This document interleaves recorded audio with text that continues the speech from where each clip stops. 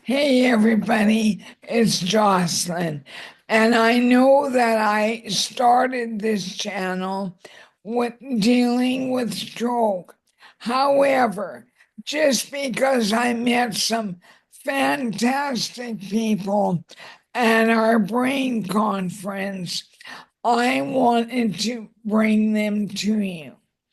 And one of the most interesting I met is a fellow by the name of Morris Flewwelling. Hello, Morris. Hello, Jocelyn. Morris, you are an absolutely fascinating person. When you were a young man, where did you start off? I started off in Mirror, Alberta, a small town. Graduated out of high school when I was 16 and went off to the University of Alberta and did a couple of years of education and began my teaching career in Alex.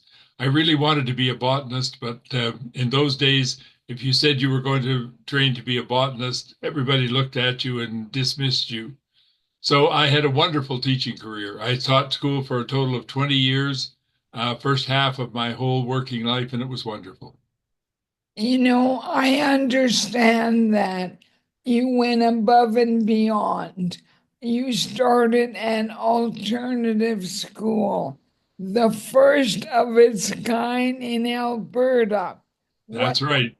what, The Provincial Department of Education put out a program called Innovations in Education. And our school district had a very bright fellow by the name of Dr. Don Hepburn, and he submitted an application for funding to hire somebody to start an alternative school. And it was the first in Alberta. There were no others. And it was designed for people who were um, the school refused to have or they refused to go to school. And so I had some rented office space downtown, and I ran a program down there with academics, life skills, and work experience. And it was wonderful.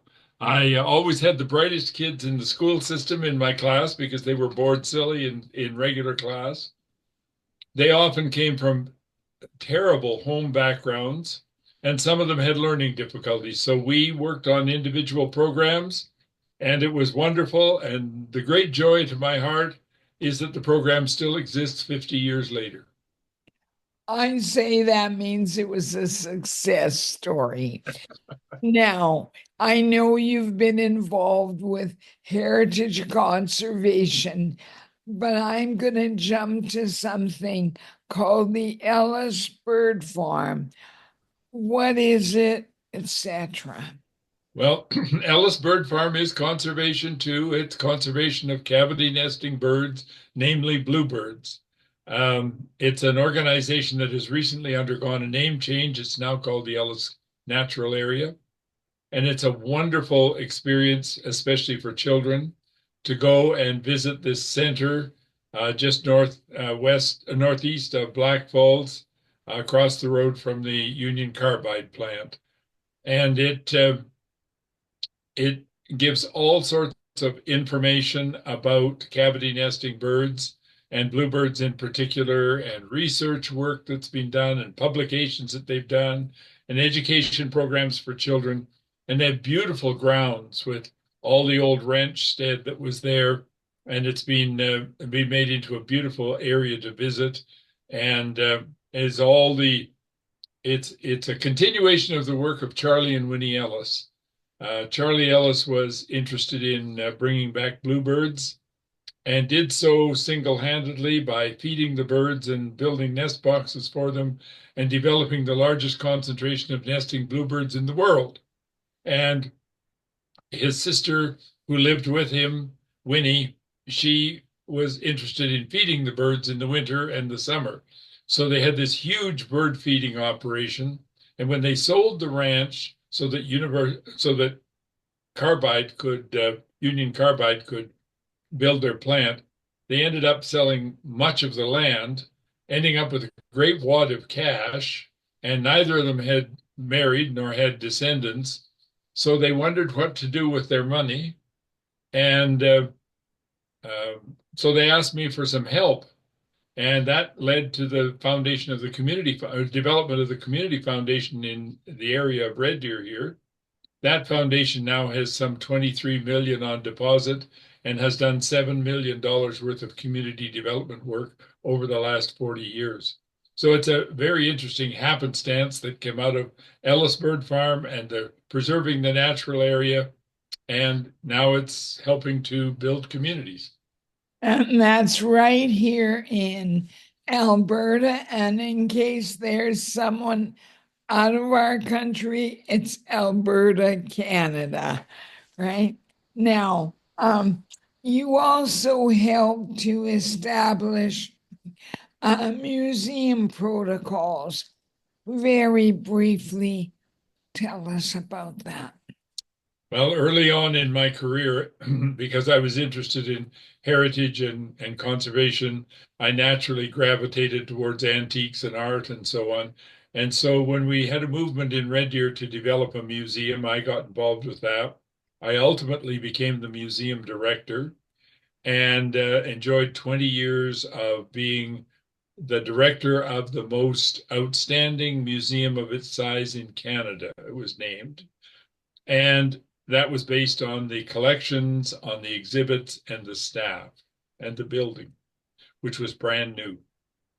Um, During my time working at the museum, I also became head of the Canadian Museums Association as their president. And at that time, Calgary was having their the Winter Olympics in 1988. And the big museum in Calgary called the Glenbow developed an exhibit called The Spirit Sings, and it ran afoul of the indigenous community. It didn't portray it quite accurately, according to the indigenous community. And there was a lot of land claim unrest at the same time. So there were huge protests around this in Calgary during the Olympics because it was an international stage. And then when the exhibit moved to Ottawa, it was similar demonstrations and so on. And so this was embarrassing to the museum community. And so I contacted Grand Chief Phil Fontaine of the Association of First Nations, and he and I co-convened a conference on museums and Indigenous people. We had 400 people there. Out of that came a working group that developed a protocol for museums to use to guide them in developing the collections of Indigenous material, the exhibit of that material, the telling the stories, whose stories, and so on. And not only did the protocols get adopted across Canada, they also found their way to the United Nations through UNESCO, and they became the international standard for protocols using Indigenous material and started the whole idea of repatriation, the return of artifacts from abroad to the museum near where they were significant. And so that was a hugely important piece of work that just happened to grow like a mushroom. Well, and to me, it's incredible because we now have um, the indigenous people sharing their story, not just us talking about them. Because you know what? I'm learning a bit, but I don't know enough about their culture. I much prefer them to share it with us. Anyway, now you went on into local politics, and I understand you were the mayor as well as the councillor first for a number of years. What piece of advice do you have? I like what you said about when you get in and when you get out. Well, I think the thing is the reason that I was driven to municipal politics was that as I worked in community development over the years, I saw that there were things I could get done, but there were things I couldn't get done because I didn't have my hand on the political levers. So I thought, well, I'll take a chance and run for that. And I did enjoy being on council. I was on council first when our children were small, and I did a term, and it was just killing me. And Hazel and I were talking about it on the way home from Edmonton in the car one day, and our son, who was 5 in the back, he heard us talking about this, and he tapped me on the shoulder when we were talking about whether I'd run in the next election, and he said, "When are you going to stop being an alderman and start being a dad again?" So I said, we'll let that sit. And so I said, I'll come back to it when I retire. So when I was retired, I was looking for things to do. And I went back onto city council and enjoyed another series of elections onto city council. And then the situation presented itself that they needed a mayor. And I said, no, I didn't want to work that hard. I was retired. I was old. So, no, no, no, no, no, you've got to. And so the upshot of it was I ended up as mayor. So I set out what I planned to do as mayor. I reorganized things in my life and in the life of the city in order to accomplish those. And when I was 72 and there was an election coming up, I thought, I've sung my song. I'm done here. Time I moved off stage exit, stage left, and let somebody else take over. And it causes me to grind my teeth a little when I see what happened since then. But everybody has to have their time at leadership and everybody has to take their turn. No, that's awesome. Now, you have done so many things. Tell me about the lending cupboard. The Lending Cupboard was an institution in Red Deer that was started by a visionary woman. She came here and we didn't have medical equipment to lend to people other than a bit through the Red Cross. So she started a separate organization that took used medical equipment that people often needed for short time recovery periods and made arrangements for them to borrow it. And it became hugely successful. And I think they have 17,000 pieces of equipment now in the Red Deer operation. And my wife and I both found ourselves in medical distress about 5 years ago, where we needed medical equipment, and I contacted the people in the lending cupboard, and they loaned us all this equipment that allowed us to stay in our own home and carry on. So a few years later, when Jack Ross suffered his stroke, and got a bit of therapy, but he was at the end of that and he was faced with either going into long-term care or going home with Jane to look after him. And Jane's a nurse. So they needed equipment. And so I went to our lending cupboard and I said, would you lend items to people who live in Camrose? And they said, oh, yes, sure. Just let us know what they need.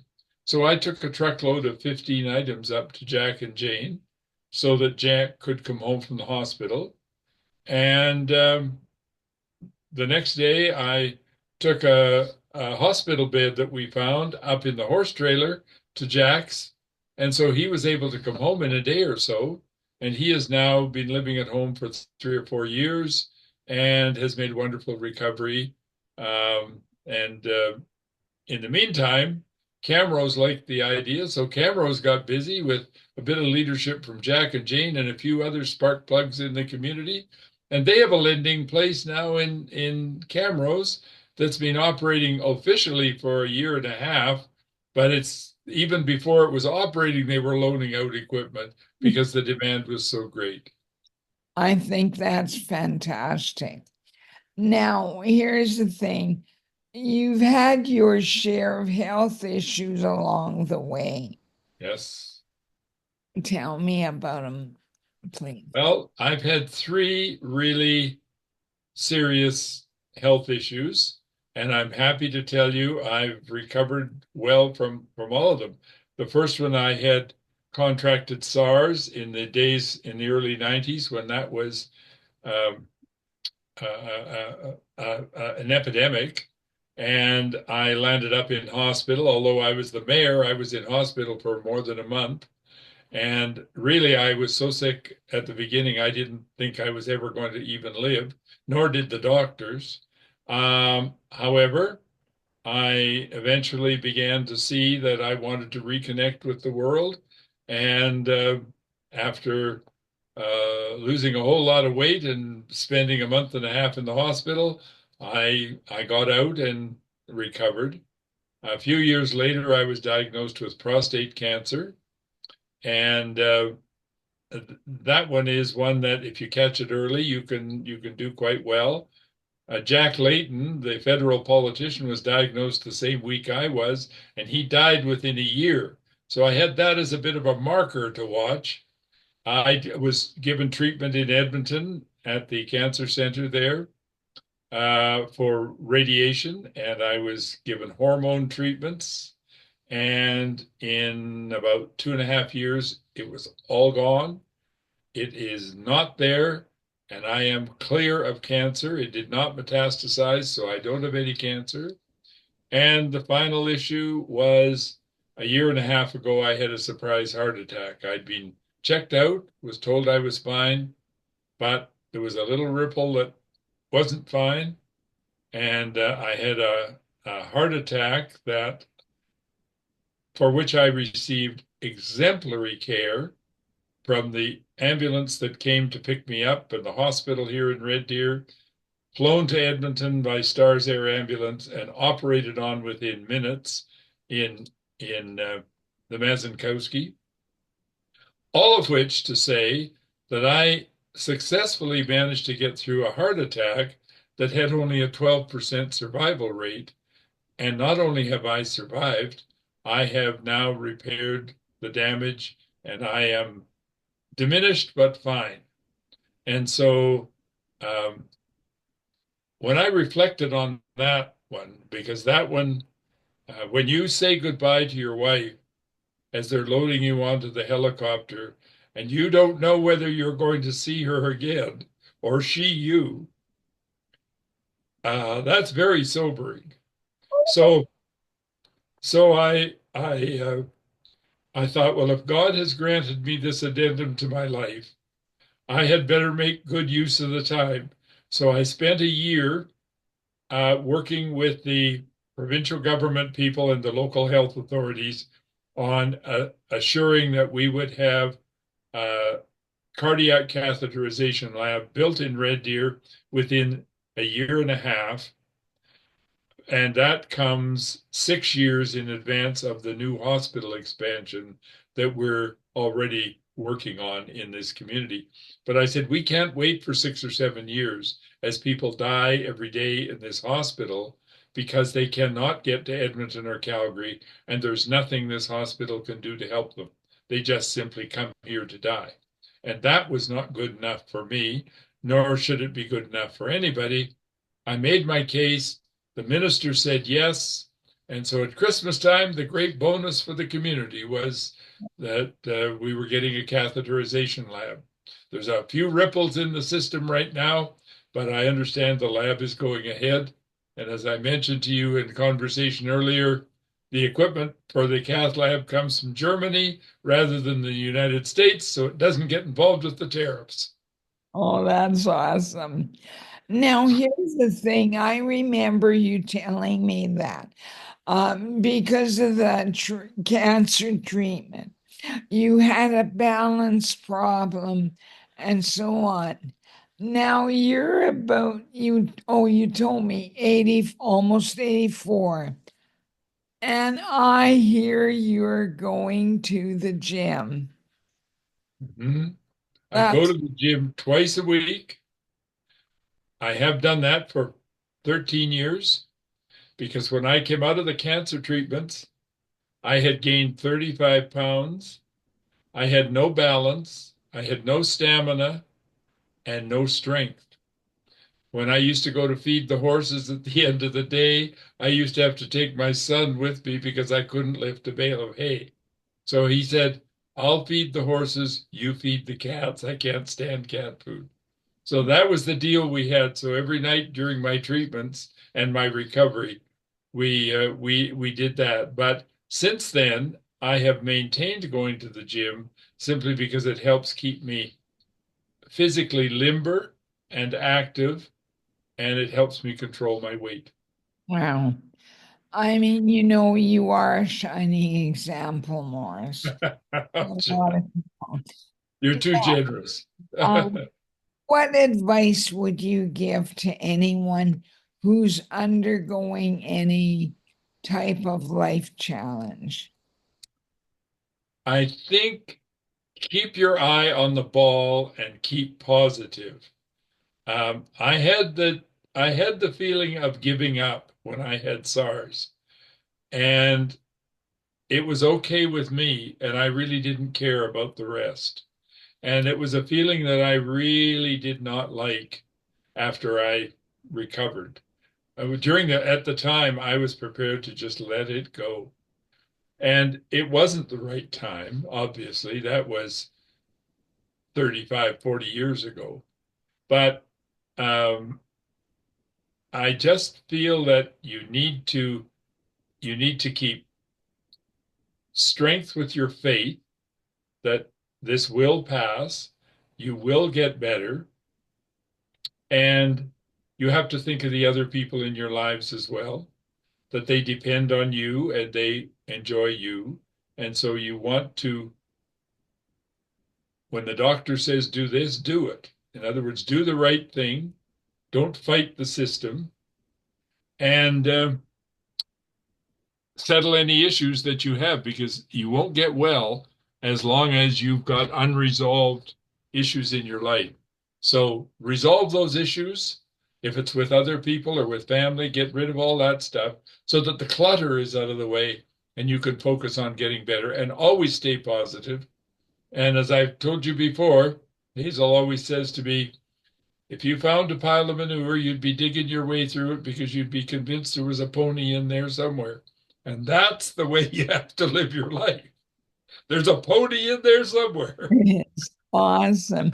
Morris, thank you. It's been a pleasure. I totally enjoyed talking to you. And you know what? I think the reason more than anything else, I love your upbeat attitude. You gotta be upbeat and you gotta stay with it. And it's been an honor talking to you. You're a shining example yourself. Oh, thank you. All Thank right. you. You take care. And I'm not quite there we go.